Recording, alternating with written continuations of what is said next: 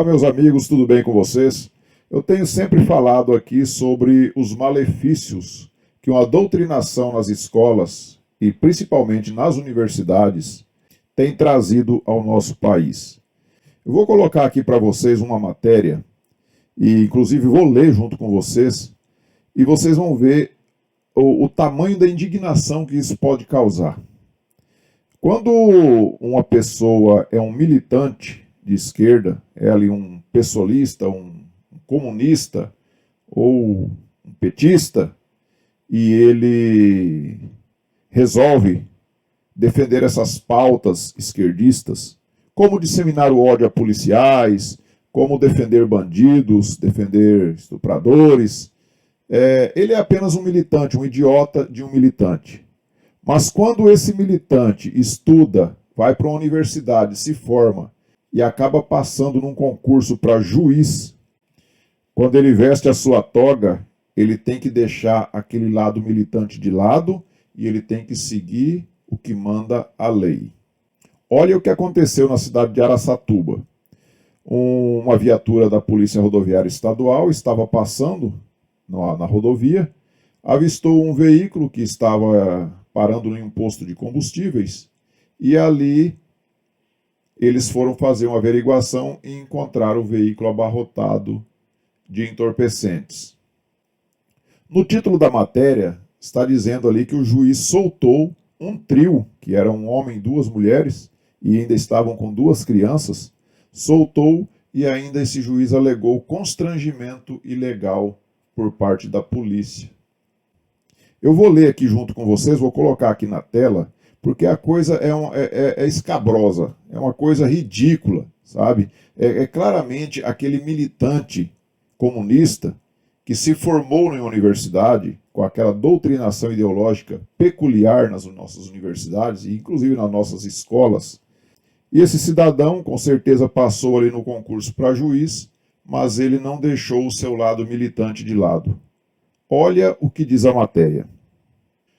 O juiz Marcelo Moreira de Castro soltou o homem e as duas mulheres que foram presos na madrugada do último sábado, dia 24, em Guararapes, São Paulo, transportando mais de 130 quilos de maconha junto com duas crianças de colo. O trio foi flagrado por policiais militares rodoviários em um posto de combustíveis na rodovia Marechal Rondon.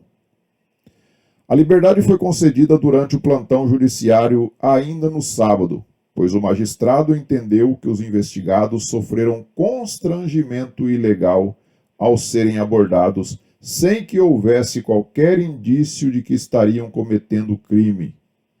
Ele citou ainda na decisão que o cidadão é livre para se locomover livremente, sem precisar prestar esclarecimentos a qualquer policial militar. Conforme divulgado pelo jornal Hoje Mais, lá de Araçatuba, o acusado conduzia um Fiat Uno com placas de Ribeirão Preto e foi abordado quando passava pelo quilômetro 557 da estrada. Ele trazia como passageiros a companheira dele, mais uma mulher e duas crianças, uma com 3 meses de vida e outra com 1 ano e 10 meses de idade. Meus amigos, observem a gravidade desse crime. Um crime de tráfico de entorpecentes, em flagrante, uma prisão em flagrante, com o carro cheio de entorpecentes. Eles ainda usavam duas crianças de colo para passar aquela imagem de que era apenas uma família, uma pacata família em um veículo de passeio. Vamos ler mais a matéria para ver o que o juiz se embasou, o que disse o juiz na sua decisão. Os policiais encontraram 3 malas carregadas com maconha dentro do porta-malas e havia mais entorpecente escondido dentro do estofamento do banco traseiro, sob o carpete e na lataria, totalizando 133 quilos. Os investigados foram apresentados no plantão policial e, após serem ouvidos, ficaram à disposição da Justiça. As crianças foram entregues ao Conselho Tutelar. Como as audiências de custódia continuam suspensas devido à pandemia, A manifestação do Ministério Público pela conversão do flagrante em prisão preventiva foi feita e analisada eletronicamente. Ao analisar o pedido, Castro, o juiz, considerou que a prisão em flagrante deveria ser imediatamente relaxada por não cumprir os requisitos previstos no ordenamento jurídico. Ele argumentou que não havia mandado de busca e apreensão para o veículo vistoriado e nem, entre aspas, fundada suspeita para a realização da busca pessoal. Ainda de acordo com o magistrado, a abordagem ocorreu porque o investigado, abre aspas, esboçou um certo grau de nervosismo, fecha aspas. Mas os policiais, em depoimento, não esclareceram em que consistiria o suposto grau de nervosismo. Nem sequer informaram se haveria muito ou pouco nervosismo. Outra justificativa para conceder a liberdade ao investigado foi de que o condutor havia simplesmente entrado em posto de combustíveis, não havendo nada de legal ou suspeito nisso. Não consta nos autos que o motorista do Fiat Uno abordado tenha praticado qualquer infração de trânsito. Não consta que ele tivesse em excesso de velocidade ou que tenha realizado manobras evasivas suspeitas. Os policiais apenas atestam um genérico e indefinido grau de nervosismo, consta na decisão. Ou seja, para o juiz, o importante é que o traficante não cometeu nenhuma infração de trânsito, ele não estava andando em alta velocidade, ele não fez nenhuma manobra evasiva, ele era um cidadão pacato. O fato dele estar transportando mais de 130 quilos de entorpecente, para o juiz, é irrelevante. O que importa mais nesse caso é o comportamento dele na via pública. Ele não estava em alta velocidade, era um cidadão pacato, estava com família. Por que a polícia tinha que abordar um cidadão desse que não tinha nenhuma denúncia contra ele? Olha só o nível de raciocínio de um cidadão que se diz juiz de direito. Vamos ver o que diz mais a matéria. O juiz alegou que a forma de abordagem dos policiais causa preocupação nele, pois estariam abordando, realizando busca pessoal e revistando automóveis com famílias inteiras em seu interior, com fundamentos superficiais e tênues. Ora, o Brasil é república democrática, não se admite que a força policial, sob mínimas suspeitas de caráter subjetivo, pare uma família inteira em via pública, em automóvel, e pergunte invasivamente de onde estão vindo e para onde iriam, destacou a decisão. Ele acrescentou que não consta nos autos que houvesse uma investigação policial específica que indicasse a necessidade de parar aquele carro naquele momento, e nem havia qualquer denúncia de que o veículo estaria sendo usado para o tráfico de drogas. Diz o juiz, a ordem democrática brasileira, instaurada pela Constituição Federal de 88, não autoriza abordagens policiais como esta nos autos, sem fundada suspeita, apenas com o objetivo genérico de apreender qualquer eventual corpo de delito que venha a ser eventualmente encontrado de forma aleatória ao fundamento de realizar o combate ao crime de tráfico de drogas, justifica o juiz. Ou seja, o juiz estava preocupado apenas com o bem-estar de uma família pacata que não deveria ter sido abordada de forma nenhuma pela polícia, porque, segundo ele, a Constituição Federal não prevê esse tipo de abordagem. Ou seja, a polícia agora não pode mais abordar um criminoso, a não ser que alguém denuncie que aquele criminoso está passando por ali. Se não tiver nenhuma denúncia, a polícia tem que ficar inerte, mesmo vendo a atitude suspeita daquele indivíduo. Olha o raciocínio do cara.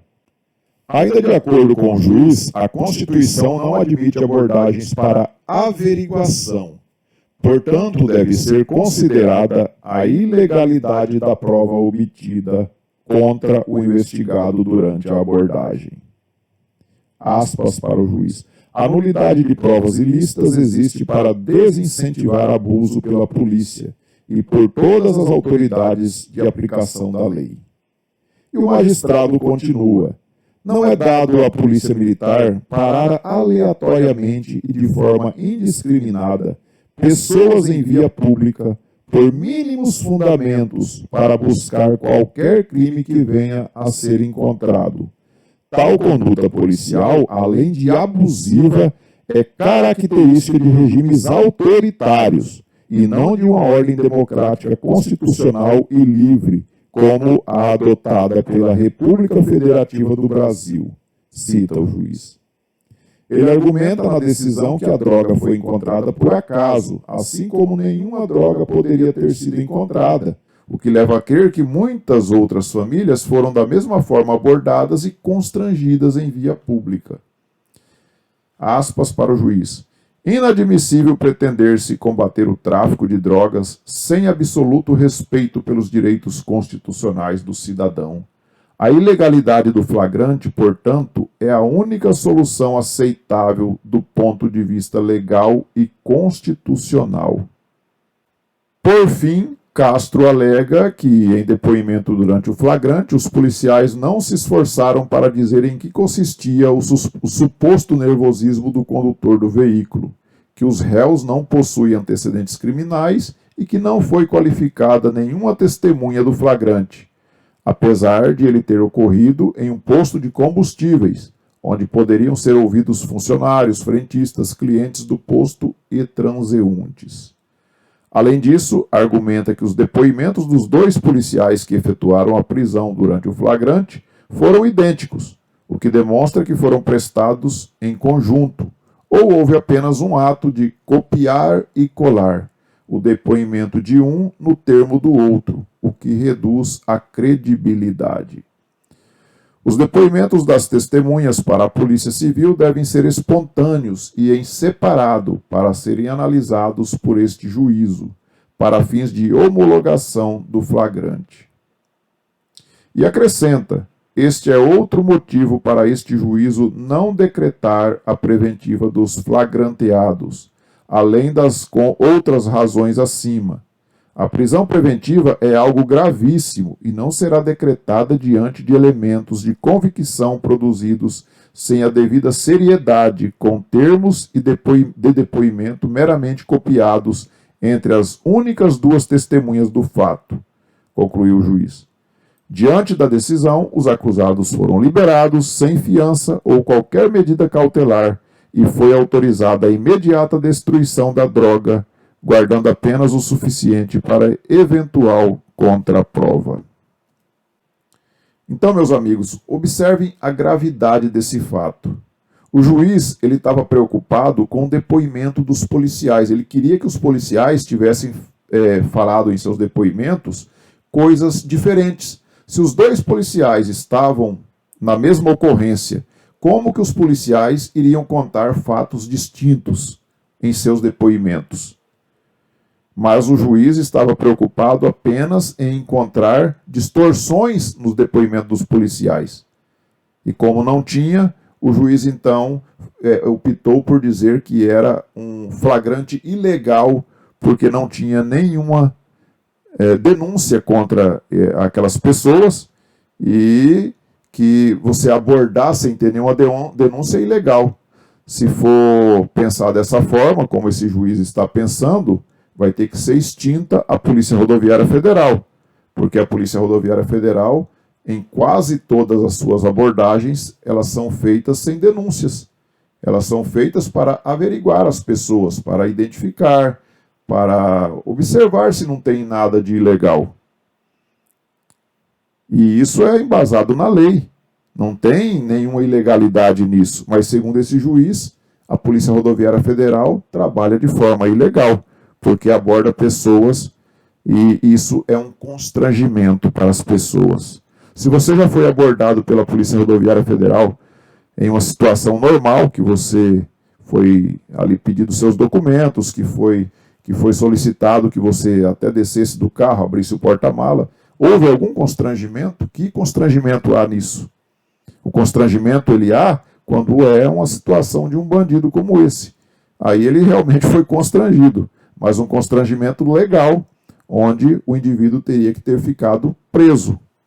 Mas graças a Deus o Ministério Público recorreu dessa decisão absurda desse juiz e o Tribunal de Justiça de São Paulo reviu essa decisão, suspendeu então essa decisão do juiz e mandou que se prendesse novamente essas pessoas.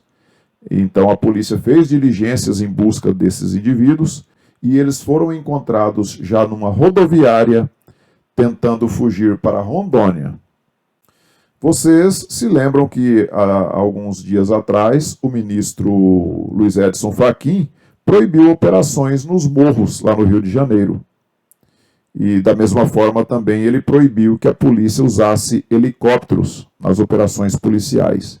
Então, decisões como as do ministro Luiz Edson Fachin, proibindo a polícia de subir morro, de usar helicópteros, e a decisão desse juiz, elas servem a quem? Servem apenas aos bandidos. Elas não servem ao cidadão de bem, à população em geral que é trabalhadora e honesta. Então nós temos, infelizmente, no Brasil, um poder judiciário onde parte dele acaba por servir apenas aos criminosos, aos interesses de criminosos, e não aos interesses dos pagadores de impostos, como deveria ser. Então, meus amigos, só para registrar esse absurdo, e assim como eu me indignei, eu espero que você também tenha se indignado com toda essa situação. E peço já para você que, se ainda não é inscrito no canal, que você se inscreva e nós vamos continuar aqui batendo papo e levando esse tipo de informação para vocês, tá bom? Que vocês tenham todos uma semana abençoada por Deus.